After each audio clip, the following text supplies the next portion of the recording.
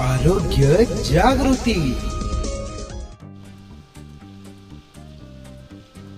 नमस्ते, आपको मेरा भाव भरा जय जिनेंद्र। जय हिंद, जय महाराष्ट्र। मैं कैप्टन रुचिका अजीत जैन। वैसे तो मैं बचपन से रहने वाली आगरा की हूँ, लेकिन परवरिश मेरी अकोला साइड हुई है और सारी पढ़ाई मेरी आगे की 10वीं के बाद की जो पढ़ाई हुई है मेरी बेंगलोर से मैंने CDS किया हुआ है। और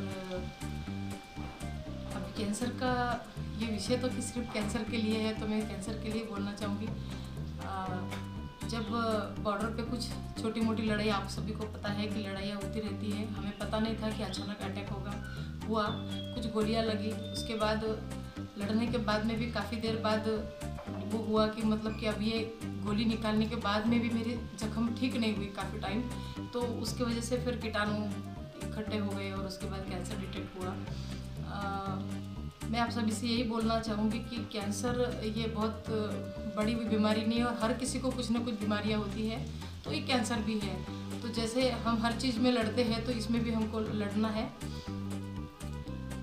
बचपन से मुझे आर्मी का शौक़ रहा है और मतलब मैं लड़कियों के खेल कभी खेल ही नहीं पाई, हमेशा कुश्ती वगैरह ये सब करना ज़्यादा पसंद किया मैंने और लड़कों की तरह जी, और देश के प्रति बहुत शुरू से मुझे बहुत रहा है। तो कुश्ती में ही खेल कर ही फिर कुछ ऐसे लोग मेरे जीवन में आए कि जिन्होंने मुझे आर्मी की ओर ले गए।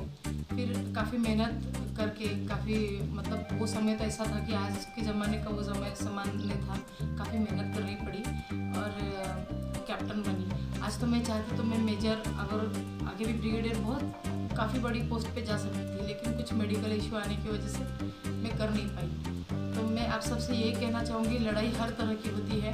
कोई इंसान कोर्ट कचहरी से लड़ता है, कोई भाई आपस में प्रॉपर्टी के लिए लड़ते हैं, तो फिर क्या फ़र्क पड़ रहा है। जब ऐसी लड़ाई करने से बेटर है कि हम अपने कोई देश के लिए भी लड़ता है, तो हम अपने बीमारी के लिए लड़ रहे हैं, हमारे स्वास्थ्य के लिए लड़ रहे हैं। मैं आप सबसे यही कहना चाहूँगी, शरीर में बीमारी हो गई कोई बात नहीं, आपके दिमाग में नहीं होना चाहिए। जिस दिन आपके दिमाग में बीमारी हो गई, अब उसी दिन ख़त्म हो जाओगे, फिर आपका विल पावर कुछ नहीं करेगा। तो इसलिए आपको हमेशा ये सोचना है कि ठीक है, शरीर को हुआ है, दिमाग को नहीं है, और दिमाग हमेशा फ्रेश रखना है। और छोटी मोटी चीज़ें, ये बीमारियाँ तो होती रहती है और फेस करना आना ही चाहिए। और तो मेरे अभी 20 कीमो हुए हैं और 22 रेडिएशन हुए हैं हमारे। पर ये है कि मतलब एक रूटीन बना रखा है कि मुझे किसी के साथ आदी नहीं बनना है कि कोई मुझ पे दया करे कि मुझे कोई गिलास भर पानी ला के दे, मैं खुद उठ के कुछ नहीं करूँ। मैं खुद खाना भी बनाती हूँ, दूसरों को भी खिलाती हूँ। मेरे घर काफ़ी लोग आते रहते हैं, गेस्ट आते रहते हैं। कंटिन्यू खाना बनाना, अपना काम करना मुझे बहुत पसंद है। और सबसे बड़ी बात है मेडिटेशन। इसमें जो है बीमारी में, कैंसर जैसे बीमारी में या किसी भी तरह की बीमारी में, इंसान को मेडिटेशन रहना बहुत ज़रूरी है। शरीर का व्यायाम होना ज़रूरी है, जैसे योगा है, जिम है, और मेडिटेशन तो सबसे मोस्ट है। तो सुबह जो है मैं 4 बजे मेरा उठने का समय है, 4 से 6 मैं मेडिटेशन करती हूँ। 6 के बाद काफ़ी समय मेरा 7 साढ़े 7 तक मेरा व्यायाम जो एक्सरसाइज वगैरह वो चलती है। मैं पेड़ों की और प्राणियों के बहुत शौकीन हूँ, तो कुछ समय मैं अपने पेड़ों में और प्राणियों में भी देती हूँ। और फिर उसके बाद जो है पुराने गाने ज़्यादा पसंद करती हूँ मैं। मुझे ऐसा लगता है कि थोड़ा कुछ म्यूज़िक अगर इंसान सुने तो म्यूज़िक से भी इंसान का माइंड थोड़ा सा कन्वर्ट हो जाता है और इंसान उसके अंदर अपनी खुशी ज़रूर ढूंढता है और मिलती भी है। म्यूज़िक सबसे बेस्ट है, पर ऐसा नहीं है कि कंटिन्यू आप म्यूज़िक ही सुनो। व्यायाम भी ज़रूरी है, प्लस आपका खान पान भी ज़रूरी है। मैं कड़धान्य जैसे मतलब मोड़ आए हुए सारी चीज़ें मैं ज़्यादा पसंद करती हूँ।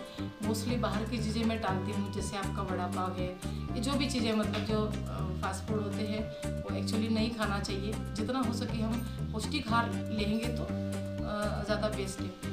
वैसे तो काम कंटिन्यू करते रहेंगे। मैं तो स्पेशली बोलना चाहूँगी, कैंसर पेशेंट जितना काम करेगा, जितना बिजी रहेगा, वो उतना फिट एंड फाइट रहेगा। मैम, जैसा कि आपने बताया कि केमो लेने के बाद आप घर पे आते हो, बाकी पेशेंट बोलते हैं कि मेरे से कुछ होता नहीं है, मैं परेशान होती हूँ, मेरे को तबीयत साथ नहीं देती, तो केमो उसके बारे में बताइए आप। ठीक है, केमो होने के बाद थोड़ी सी तकलीफ ज़रूर होती है, लेकिन अगर हमने दिमाग में ले लिया कि केमो हुआ है, मुझसे कुछ नहीं होगा। मुझे पता है पानी भी नहीं पचता है, मैंने बहुत ज़्यादा इसमें सफ़र किया है। लेकिन मैं जब अपने फैमिली को देखती थी, मुझे लगता था ना, इनको मेरी ज़रूरत है, इस देश को, इस शासन को, इस समाज को मेरी ज़रूरत है। तो अपने आप से मैंने लड़ना सीख लिया है कि अगर मान लो मेरा सर भी दुख रहा है या मुझे कुछ हो भी रहा है तो मैं एक जैसे सोई पड़ी नहीं रहती, कुछ ना कुछ एक्टिविटी करती रहती हूँ। जैसे मुझे सिलाई का भी शौक है, कभी कभी सिलाई कर ली, कभी कुछ काम कर लिया।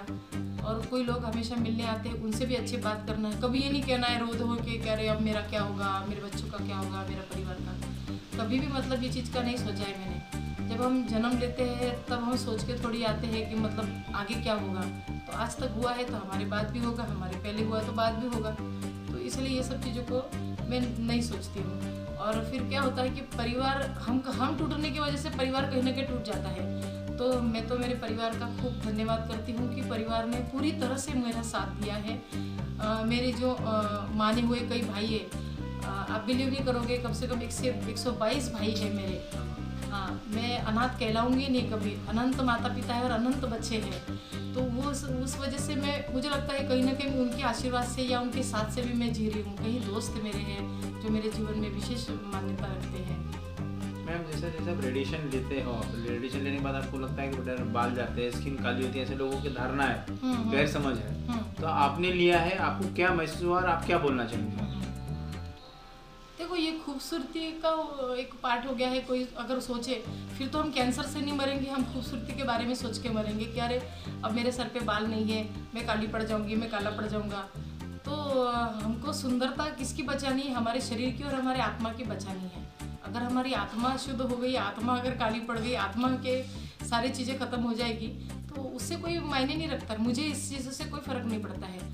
और अगर लगता भी है तो मैं इसीलिए तो कह रही हूँ कि मेडिटेशन अगर आप कंटिन्यू करो, खान पान पे ध्यान दो, व्यायाम करो, और सबसे बड़ी बात कंटिन्यू खुश रहो।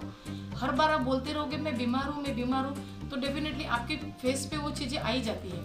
तो यूनिवर्सल में एक ही चीज़ है, तटस्थ। आप अच्छा बोलो तो भी तटस्थ, बुरा बोलो तो भी तटस्थ। तो आप हमेशा बोलो कि नहीं, और डेली ये बोलना चाहिए कि मैं कैंसर मुक्त हूँ, मुझे कोई बीमारी नहीं है, मैं एकदम तंदुरुस्त व्यक्ति हूँ और मैं आई हूँ तो जीवन में कुछ ना कुछ ज़रूर बढ़िया काम करके जाऊँगी। जैसे मैडम ने बताया कि आपने केमो लिया, रेडिएशन लिया, ऑपरेशन जो भी हुआ, मेडिसिन आप ले रहे हो, मेडिसिन से ज़्यादा फर्क पड़ा आपको कि आपकी मोटिवेशन खुद के विल पावर से स्ट्रांग है? ठीक है, मेडिसिन तो मेडिसिन का काम करता ही है। और दूसरी बात यह है कि आपकी खुद की भी तो विल पावर रहती है ना। विल पावर नहीं रहेगा तो मेडिसिन असर ही नहीं करेगी। इसके लिए सबसे बेस्ट है, एक तो परिवार आपका साथ दे रहा है, फिर वो सोचेंगे, देखो पैसा भी लगता है, परिवार साथ भी देता है, आपकी सेवा भी करता है, फिर कहीं ना कहीं आपका विल पावर कमजोर हो जाएगा तो ये सारी चीज़ें जीरो है। अगर आपको हीरो बनना है तो इन सब चीज़ के लिए बाजू में रखना होगा और आपको एक मतलब मोटिवेशनल खुद को भी करना होगा, किसी और को भी करते रहना होगा। मैडम जैसा आपने खुद से इम्प्लीमेंट किया है, अब कैंसर रुग्ण और उनके नातेवाईक को क्या संदेश देना चाहेंगे दिनचर्या के बारे में? मैं दिनचर्या के लिए एक ही चीज़ कहना चाहूँगी कि सूर्य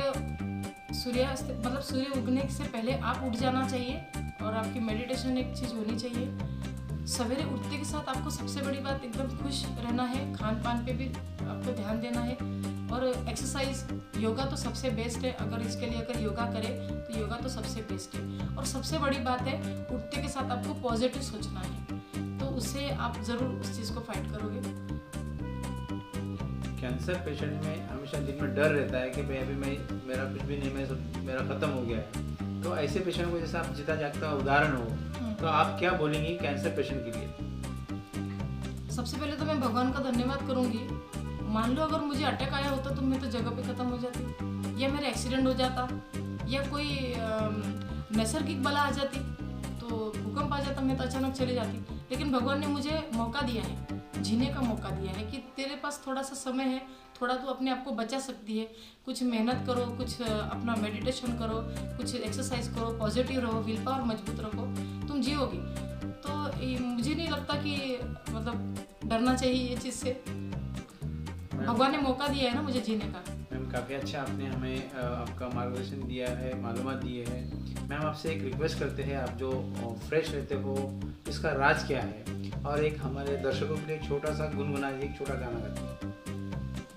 दयालु प्रभु से दया मांगते हैं, दयालु प्रभु से दया मांगते हैं, अपने दुखों की दवा मांगते हैं। नहीं हमसे कोई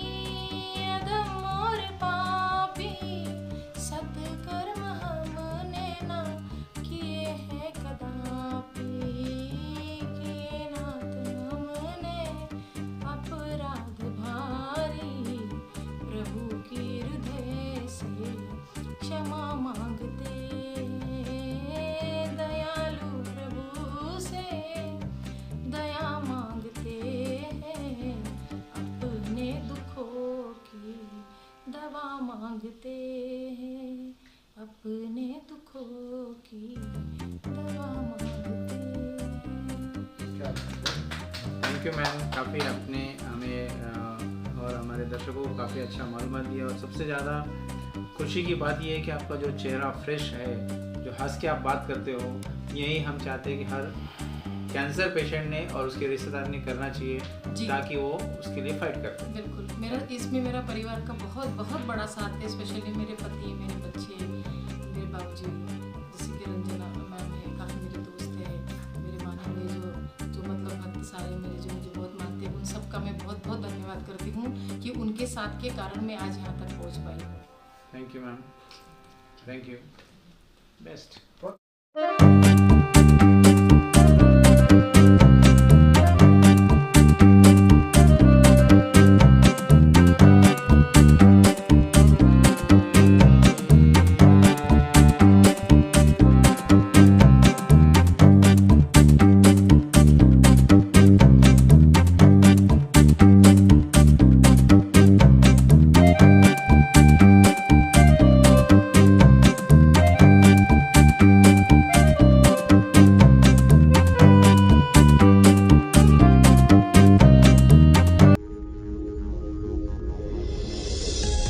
आरोग्य जागृती।